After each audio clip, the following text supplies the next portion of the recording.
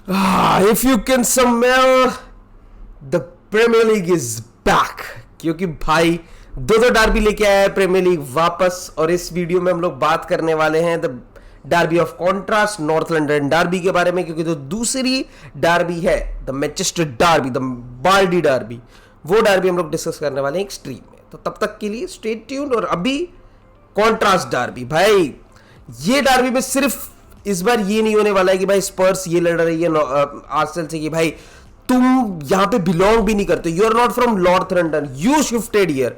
तो ये बेसिकली एक नॉर्थ लंदन डार्बी है भी नहीं। नॉर्थ लंदन क्लब सिर्फ हम है और तुम नहीं हो। या फिर आर्सेनल फैंस बैंटर कर रहे हैं स्पर्स फैंस को कि अबे फक ऑफ भाई, हम लोग नॉर्थ लंदन के रियल एम्बेसडर है, क्योंकि हम लोग कम से कम नॉर्थ लंदन रिप्रेजेंट करते हुए ट्रॉफी तो जीते, unlike you.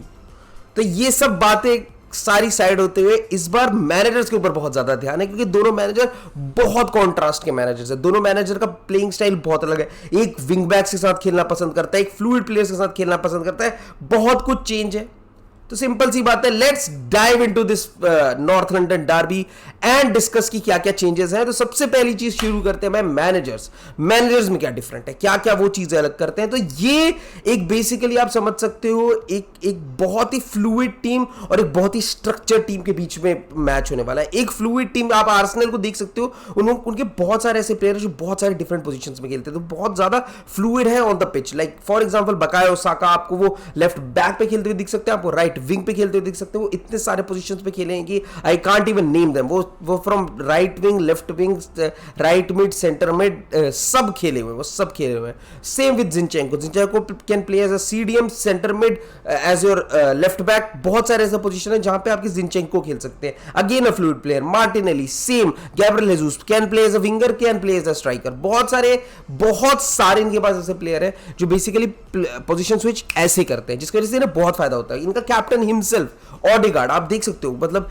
he will never play in a certain position। वो कभी सेंटर मिड खेलता हुआ दिख जाएगा, कभी वो आपको सेंटर अटैक मिडफील्डर खेलता हुआ दिख जाएगा, वो आपको फ्लैंक्स पे भी दिखा है आपके आर्सेनल के लिए। तो ये है एक्सेप्शनल फ्लूइडिटी, जहां पे अगर मैन टू मैन मार्किंग करने चली गई, बिकॉज स्पर्स के साथ ये चीज है, वो एक बहुत ही स्ट्रक्चर्ड टीम है। सारे प्लेयर्स अपनी अपनी जगह पे रहते हैं। ऐसा नहीं होता कि भाई they basically go here and there.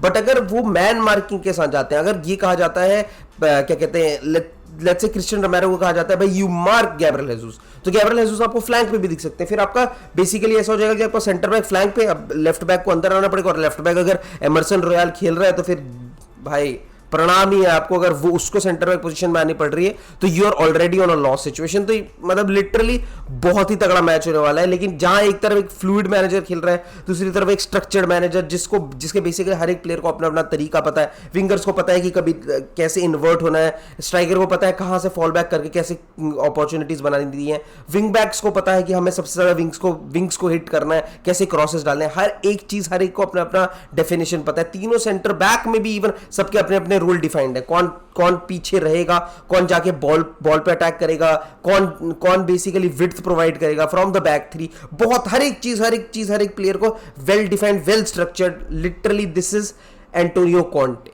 अब बात करते हैं भाई कि कहां पे दोनों मैनेजर्स अपने अपने बैटल जीत सकते हैं और कहां पे दोनों के लिए मैच बहुत इंपॉर्टेंट होने वाला है। तो for Arteta it is going to be the midfield. Simple सी बात है भाई कि मिडफील्ड में Arteta has that man advantage अगर वो 4-3-3 के साथ जाते हैं।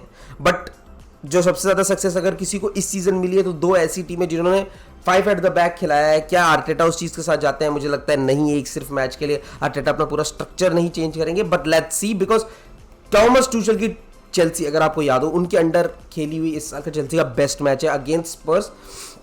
उन्होंने मैन टू मैन चेक किया था, क्या कहते हैं, अपनी स्पर्स को, और उन्होंने बेसिकली मिडफील्ड में क्वालिटी डोमिनेशन दिखाया था, जहां पे जॉर्जिनो के पास वो क्रिएटिविटी थी to pass the ball, pick the ball, अपने विंगर्स, अपने स्ट्राइकर्स को फाइंड करने की जरूरत है। और वहां पे बहुत अच्छा काम कर पाई थी चेल्सी, बिकॉज उन्होंने मैन टू मैन चेक भी किया और वहां पे क्वालिटी अपनी ज्यादा असर्ट करा दी ऑन द बेसिस ऑफ, क्योंकि उनके पास है ज्यादा क्रिएटिव प्लेयर।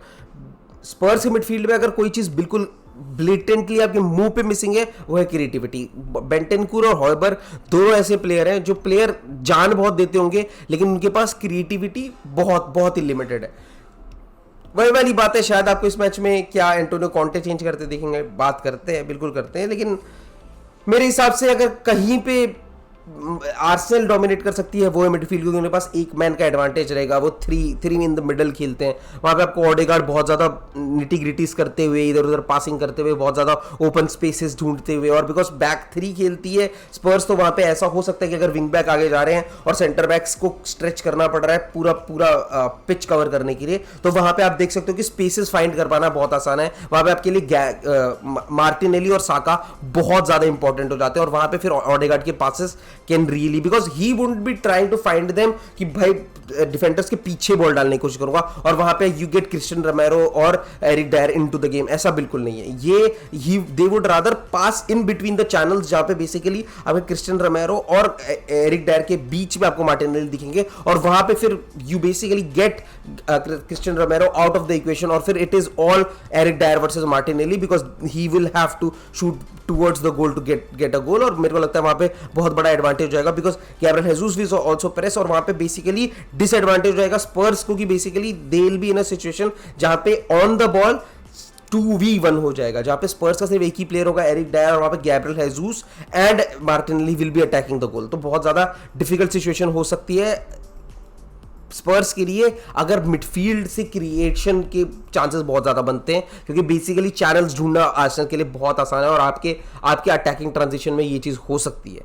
सेम विद स्पर्स क्या कर सकती है, जहां पे because they have man advantage, they have their three players, जहां पे अगर आर्सेनल की कोशिश करती है कि वो सेंट्रली बहुत ज्यादा एक्सप्लॉइट करने की कोशिश करे स्पर्स को, तो वो अपने सेंटर बैक्स कॉम्पैक्ट रख के स्पेस ना देने की कोशिश कर सकते हैं, और फिर वहां पे जैसे ही they win the ball, they have the opportunity जहां पे उनके विंग बैक्स खुल सकते हैं, विंगर्स खुल सकते हैं, और they have good options on the wing, और फिर उसके बाद बेसिस ऑफ की किस तरफ अटैक चल रहा है। जैसे for example if I pass it from left to right, then the winger knows कि मैंने यहां पे पास दिया है, अब I have to get inverted, तब उनके पास दो प्लेयर इन द बॉक्स हैं, एक Harry cane and let's say Richarlison and Harry केन। आपको पता है इस कॉम्बिनेशन में रिचार्लिसन ने कितने अच्छे गोल निकाले हैं with the crosses from Perisic and from Son, और पेरिसिच का नाम लिया ही है, तो दोस्तों वही पोजीशन है। शायद अभी इंजरी चल रही है, क्योंकि इंटरनेशनल में अगर आपने देखा था तो क्रोएशिया में पेरिसिच को पहले ही मैच में हो गई थी इंजरी, तो अब देखते हैं may be he will be back और नॉट, बट हाँ ये एक पोजीशन है, विंग्स ऐसी पोजीशन है जहां पे आपको डोमिनेट करते हुए दिख सकती है स्पर्स, और सेंट्रली आपको बहुत ज्यादा डोमिनेट करते हुए देख सकती है आर्सेनल, बिकॉज दोनों का प्लेइंग स्टाइल ऐसा है। विंग्स पे बहुत अच्छे प्लेयर्स आर्सेनल के पास भी है भाई, आप देख सकते हो जिनचेंको, बेन वाइट, और आपके क्या नाम है मार्टिनेली, साका, ये सारे विंग्स खोलते हैं, लेकिन वही वाली बात है, अगर आपको बेन वाइट आगे डार्ट करते हुए दिख जाएंगे, अगर बेन वाइट आगे जाते हैं तो आप देखोगे कि स्पर्स क्या करेगी, अपने विंगर्स तो इन्वर्ट करेगी ही, ठीक है, प्लस यहां से फुल बैक्स भी विंग बैक्स भी ऊपर जाएंगे, और प्लस स्ट्राइकर, तो 5 मैन का अटैक है, और वहां पे डिफेंड करने के लिए 2 बंदे होंगे, और वहीं पे विलियम सलीबा बहुत इंपॉर्टेंट हो जाते हैं कि वो कैसे विंगर्स का रन चेक करते हैं या फुल बैक्स का रन चेक करते हैं, because you will see match में ऐसे इंस्टेंसेस आएंगे कि भाई विंगर्स मतलब they have won the ball, Ben White is in defensive position, he is trying to get back, but वहां पे पेरिसिच आपको ज्यादा अटैकिंग पोजीशन पे दिखेंगे, और वहां पे फिर सॉन इन्वर्ट कर रहा है, तो अब it gets really difficult for William Saliba कि वो सॉन को छोड़ के पेरिसिच पे जाए क्रॉस डिफेंड करने, या फिर जब तक वो पहुंचे तब तक पेरिसिच पता चला सॉन को ही फाइंड कर ले, या फिर देयर इज अ स्पेस जहां पे स्पर्स के 2 प्लेयर हैं, Son and Harry Kane, who are the most lethal players for Spurs, तो बहुत ज्यादा डिफिकल्ट होने वाला है विलियम सलीबा के लिए ये मैच डिफेंड करना में विलियम सलीबा की रियल क्लास पता चलेगी, एंड आई होप कि बहुत अच्छा मैच हम लोगों को देखने को मिले। बाकी वाइल वी हैव डिस्कस कि भाई दोनों को कहाँ का एडवांटेज मिलेगी, क्या इंजरी का सीन है, इंजरी में मुझे ऐसा लगता है कि बहुत बड़ा डिसएडवांटेज आर्सेनल को ये हो सकता है कि उनकी मिडफील्ड का बहुत बड़ा orchestrator Thomas Partey might not play, same with Spurs की उनका one of the main full wing backs, क्योंकि मैंने दोनों का बोला कि विंग्स एंड सेंट्रली, और सेंट्रली आर्सेनल के पास एक प्लेयर मिसिंग हो सकता है, स्पर्स के पास एक मिसिंग प्लेयर हो सकता है विंग बैक पोजीशन में, तो ये बहुत ज्यादा इंटरेस्टिंग हो सकता है कि जहां पे उन दोनों के मेन अपॉर्चुनिटीज अटैक करने के लिए वहां पे शायद उनको अपने सेकंड फीडल प्लेयर खिलाने पड़े, और मुझे लगता है यहीं पे स्पर्स का बहुत अच्छा डोमिनेंस हो जाता है, उनके पास मुझे लगता है डेप्थ बहुत अच्छी है, क्योंकि हॉयबर्ग का अगर आप देख लो, हॉयबर्ग ने बहुत ज्यादा एग्जॉशन किया, उन्होंने सारे स्पर्स के मैच खेले, उन्होंने अपने कंट्री के भी दोनों मैच खेले, उसके बाद शायद अगर एग्जॉशन हुआ भी हो, Who comes in from the bench? Bissouma, very good quality. क्या सेम क्वालिटी मेंटेन रहती है इनके साथ, आर्सेनल के साथ?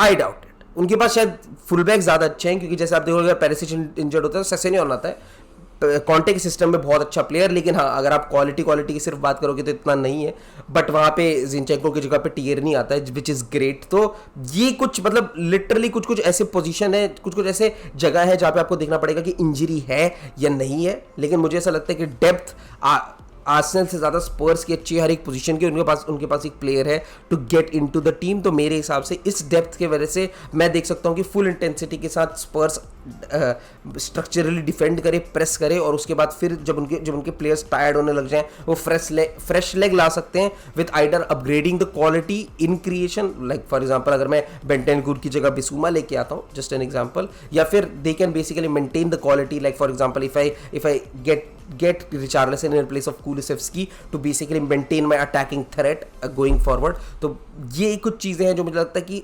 आर्सेनल से बेटर स्पर्स के पास है, दैट इज स्क्वाड डेप्थ। और इस वजह से मेरे को लगता है, because I am wearing the jersey of Spurs, तो मुझे ऐसा लगता है कि शायद आज आपको स्पर्स जीतते हुए दिख जाए और आर्सेनल बेसिकली स्पेस फाइंड करने के चक्कर में दे डोंट गेट एनीवेयर, और फिर उसके बाद विंग से बस क्रॉसेस आते रह जाए, and that I think Spurs can defend easily. I think the match will be about 2-0 to Spurs, यही है मेरी प्रेडिक्शन। तो दोस्तों प्लीज अभी चैनल को आप लोगों की बहुत सपोर्ट की जरूरत है, प्लीज अगर आप चेक करें आपका बेल आइकन ऑन है या नहीं, अगर नहीं है तो प्लीज ऑन करें। प्लीज लेट यूट्यूब नो कि भाई I want this channel to be recommended to be, मेरे को ये देखना है, ये मोटा मुझे चाहिए देखने को। तो प्लीज लाइक शेयर सब्सक्राइब, अगर आपने नहीं किया है तो कमेंट जरूर करें, YouTube को लगता है भाई बहुत अच्छी इंगेजमेंट है। और अगर आपका बेल आइकन नहीं दबा हुआ है, अगर आपको नोटिफिकेशन नहीं आती है तो please you know why, please दबाएं और लाइक ज़रूर करें। लाइक करोगे तो आपको YouTube ये चैनल और रिकमेंड करेगा। तो तब तक के लिए thank you very much and very very grateful for your help. Bye.